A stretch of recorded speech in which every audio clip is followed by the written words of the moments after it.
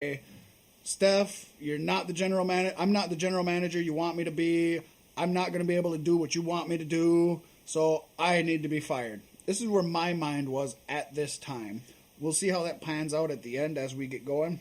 They made a match for Nia Jax against Bayley. It was okay. We got some tag team action, which was here and there, nothing big.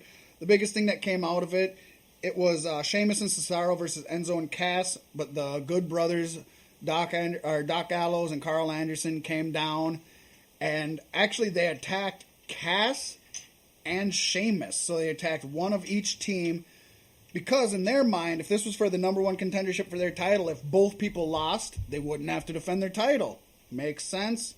Isn't how it ended up happening. Now it's a three-way match between the three of them. What do you think about this match coming up? You know, I'm all about the Good Brothers. I'm over Enzo and Cass. Beyond over Enzo and Cass. They're the same thing all the time. Even when they try to change it up and be fresh, it's still the same thing. I love them back in NXT, but as soon as they came up to the main roster, it wore on me very fast. Looking forward to seeing this fight, though. I think the Good Brothers will probably keep it. I don't agree with you on Enzo and Cass. I've loved them ever since, and actually I still love them, but it seems like the crowd is turning at least on Enzo. You get a lot of boos. He's the new Botch King. You get cheers for Cass. I could see maybe a split coming up.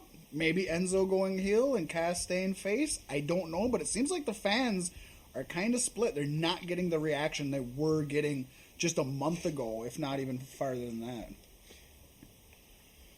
So along with that, we had more backstage action with Foley. He talked to the Good Brothers, and that's when he told them that, it's going to be a three-way match. One thing about Raw as opposed to SmackDown, you get too much authority. I don't want so much authority.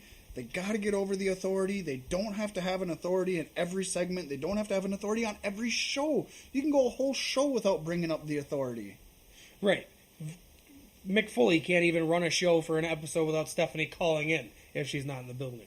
It's horrible. It's horrible. And he's got to write stuff down on his hand, which they've turned into a joke, but started from a serious place where he kept screwing up. So it's just, he's not who he was, and I don't want to remember him for who he is now. I want to remember the old Mick Foley. I want to remember Cactus Jack. And that's why I think it's important after WrestleMania. They just need to get him out. I love Foley. I want to love Foley, but the longer he's in, the less I respect him. And please stop making Holy Foley. Yes, please stop with that. I tried watching it. I hurt myself physically, in my soul. I can't watch it anymore. Ain't gonna happen. So we had Jinder Mahal versus Roman Reigns, a match that nobody asked for, nobody wanted, and nobody gives a crap about. Reigns ended up winning that one, of Obviously. course. We knew that was going to happen. He called out Undertaker, and who comes out?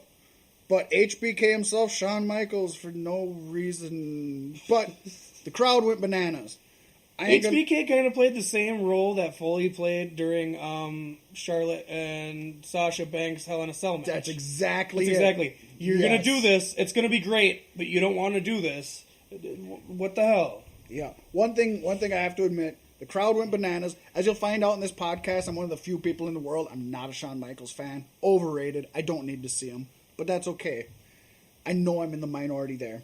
The fans went crazy for him. They loved seeing Shawn, but the one thing I loved, the thing I thought just speaks volumes, and they found this out with Rock at the Royal Rumble a few years back, and they found it out now with Shawn. No matter how many people they try to rub Roman Reigns into the fans' face, they can get The Rock out there. They can get everybody in the world. They had Shawn Michaels out here, and Shawn Michaels literally said, "I'm on your side." And as soon as he said that, the crowd went, boo! Nobody wanted to hear Shawn say he was on Roman's side. WWE, nobody wants to see Roman. Turn him heel. Let us hate him. Sell. You're going to sell every pay-per-view in the world if you sell him as a heel who's going to get beat, especially when he's winning against the faces we want to see win. Right, yeah. I do have to give my tip of the hat to Jinder Mahal. He looks like he's in the best shape of his entire career right now, and I'm hoping that they don't bury him, but we know what they've done with him in the past. Yeah. And since we didn't have enough people already out in this segment, Braun Strowman comes out, bulldozes Roman Reigns as he's heading down the ramp. And again, right after Strowman took out Roman Reigns, there were chants in the crowd from, "Thank you, Strowman." Thank you, Strowman. I mean, the fans are talking to you, WWE. They're talking to you. Why don't you hear them? Just listen. Just listen. You Just can make listen. a better show for everybody. Just listen. There was more Mick Foley and Stephanie, and I was so sick of it at this point. I was done with it. We had some Bayley and Sasha stuff that didn't need to happen. Finally, we had a Bayley match, and she was accompanied to the ring with the wacky waving inflatable arm flailing tube man. Which they don't say that on TV anymore. They don't. They used to, and they don't. change it now. Maybe it's copywritten. Well, Something. if it wasn't before, somebody did it. And she took on Nia Jax in a non-title match. Right now, I got the line of the night. My most favorite line that I heard all night on Monday was Corey Graves, and he said, "Byron, I'm finally understanding your fascination with Bayley. The only meaningful relationship you both have had in your whole life are with inflatable people." Corey Graves is awesome on the mic. I love him. You got Corey Graves on the mic. You have Nigel McGuinness down in NXT now. Austin Aries was working the mic, although I'm happy to see him back in the booth. Mauro Ranallo, even though he disappointed me for no showing SmackDown, they're starting to get good announcers back. Keep working on it, weeding out the people we don't need, the Byron Saxtons, the David Otungas. You know, you can keep JBL. He bothers me at times, but he comes up with good stuff at times, and he's got the knowledge of the industry with him, so I can understand that. Let's get rid of the people we don't want to hear. Right. I'll give JBL the fact he's better than the King. He's currently better than the King now, but JBL in his announcing prime was not as good as King in his announcing prime. No, not by any means. But yes, the current JBL is better than the current Lawler. I will give you that, definitely. Nia Jax, she dominated that match, as I think she should have. The only thing I didn't like was that the referee DQ'd Nia Jax for stomping on Bayley in the corner past the 5 count, which doesn't happen nowadays. They get to the 5 count, they pull them off, and that's how it goes. The match continues. We just got done watching, I think it was NXT that we were watching. SmackDown. Was it SmackDown they were watching? The women were pulling hair? Yeah, well, they were stomping each other. They had each other in the corner. They were throwing punches. The referee, 1, 2, 3, 4, 5. What did he do? Pulled them off. He pulled them apart, yeah. And that's what you do. Now, when we were talking before during the show, like I said, if maybe he started to pull Nia Jax off and she looked back and glared at him and he got scared, maybe so scared that he stumbled backwards and tripped on his own feet and decided, I'm not getting in between her and her victim, I have to call the match, that's good. That builds Nia as a beast, that tells a story, okay. But the fact that he'd counted 1, 2, 3, 4, 5, ring the bell. It really shows that you care about your matches. Yeah, it's inconsistent. It threw away a decent match, and it made not only the ref look weak, which I guess isn't horribly important, but the ref should be respected and look somewhat strong, but I think it made both contestants look weak. And guess what? 2 fewer Foley McMahon segments, you could have had yourself enough space for that match. Oh yeah, into a good match, into a drawn-out match, and into a match that still could have ended in a DQ, but a better DQ. How about she's choking her to shit or something like that, you know? Let's go with that. Or even the classic grabs a chair and starts beating the hell out of it. I would love to see Nia beat the hell out of somebody with a chair. Let's do it. I want to see Nia beat the hell out of the wacky waving inflatable arm flailing tube men with a chair. Take them all out one by one. And bites a hole They in have somebody in the back in the control room just shuts the air off of each one simultaneously as she starts beating it, so it looks like she's taking them down. That's good, man. That's Lucha Underground stuff right there. Come on, WWE, pay attention. So then I believe we ended the night, of course, with Mick Foley and Stephanie McMahon not in a match, but talking in the ring. Because when I think of main event matches, I want 2 people I don't give a crap about talking. Ugh. Yeah. So anyways, came down to it. Stephanie told him he had to fire somebody. At this point, it seemed obvious what was going to happen, which was not what I had predicted earlier. And Mick Foley said he's firing Stephanie McMahon, which is good. Sticking up for himself. It's good, yeah, but stupid. stupid. You can't Obviously- fire your boss. Obviously, you it's can't not fire gonna- your boss. Yeah. If only. I would have done that in the past if that were the case. You're fired. No, you're fired. So the obligatory Triple H comes out because, of course, he's just sitting back there waiting. Triple H came out.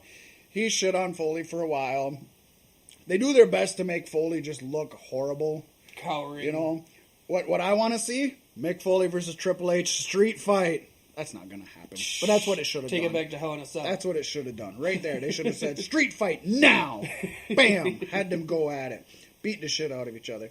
What I did find interesting again, CM Punk chants started again. We hadn't seen them for a while. I think The Rock brought them back. Triple H tripped on those CM Punk chants a He little bit. He did. It caught him off guard. It stumbled him a bit. He wasn't expecting it. And I'm were sure in he Chicago, though, weren't they? despises They were. Rock for that. No, I think Detroit, which is close Detroit. enough. Okay. Close enough. I mean, I understand it. But, yeah, it was just... it didn't last long. I will say that. It went down. And basically what happened was, yeah, nothing. I mean, Rollins came out after that. Thunderous applause. Everybody loved that. He just destroys Triple H just right there. After Willy Wonkaing it to the ring. Yeah. Hobbling on a Yeah, crutch. he and hobbled then on the crutch, but as he got down to the apron, he threw the crutch threw it down. on the ground. I and was just waiting for him to stared. take the wrist or the knee brace off. Yep, stared a hole in Triple H's soul, which I thought was good. Beat the hell out of him. I loved the ending. I will say that. Overall, Raw, I give a meh. It wasn't that great. Yeah, and for recent shows, I think it was a meh show. Like, not Raw overall all time, but recent shows, it was not very good. No, definitely not. Definitely not. But there is a saving grace in SmackDown. Oh, good segue. Good think segue, so. because now we're going into SmackDown. SmackDown, we started off with an in-ring segment with AJ Styles. It was pretty short. Basically, it was him saying that he's pissed how he's been treated, pissed how he's presented. He got screwed out of the WWE or the WrestleMania matches he deserves. After he earned it twice. Yep, and he's not happy, and then he stormed away. Short and sweet. You know, if you're gonna start out with in-ring segments, which I prefer to start out with a high octane like a cruiserweight match or something, and then go into an in-ring segment. But if you're going to, that's the way to do it. Right. Short, sweet, get the point across, get the bug out of And there. SmackDown's been very good about that. They have been. So then we had Becky Lynch versus Natalya. It was an okay match. Good ring work between the two of them.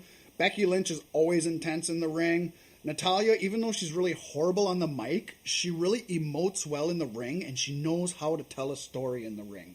In Yeah. the ring, she talks beautifully. On the mic, she talks horribly. God awful. See, that's one thing with me. I can't get into Becky Lynch. Everybody loves Becky Lynch. I'm just like... And I've always wanted to like Natalya. Yep. Always. She's got it in the ring. She does. deserves it in the ring more than I think any other woman signed up until, last year, I'll say. But I just can't do it. I can't do it with... Neither of them are any good in my opinion. See, I'm a huge fan of both of them. Like I said, I'll admit Natalya is horrible on the mic. I think Becky's good on the mic, in the ring. She's got presence. I think Becky has it all. And that's where we disagree. Yeah. And that's okay. It might be the orange skin that does it wrong for me there. Orange She's- skin, orange hair, orange outfit. She's Right. oranging it All up. orange everything. The orange queen. Just call her Tang. She's a kick in a glass. A kick in the glass. Becky ended up winning that one with the disarm her. Although I'm fairly certain that Natalya's feet were under the ropes. The cameraman did an awesome job of covering for this. He only showed the top half of Natalya, didn't show her bottom half. But I'm fairly certain she was under the rope. They didn't mention it at all, so I think it was a botch. I don't think they meant for that to happen. So there you go. Becky won with the submission against Natalya. That's pretty good, actually. Then we had Miz and Maurice in the ring. Cena Bella came out and chased him out of the ring. And this was just one... It wasn't even a giant commercial for WrestleMania. It was one giant commercial for Total Divas and Total Bella. It rubbed me the wrong way. I don't know. Miz has been great lately on the Great. microphone. Oh, and love him. watching him coach his wife through this segment was almost painful. He almost had to tell her every line before she said it, didn't he? Yeah. It was sad. it was horribly sad. You'd think with the Miz being as good on the microphone as he is, he would have been working with her all week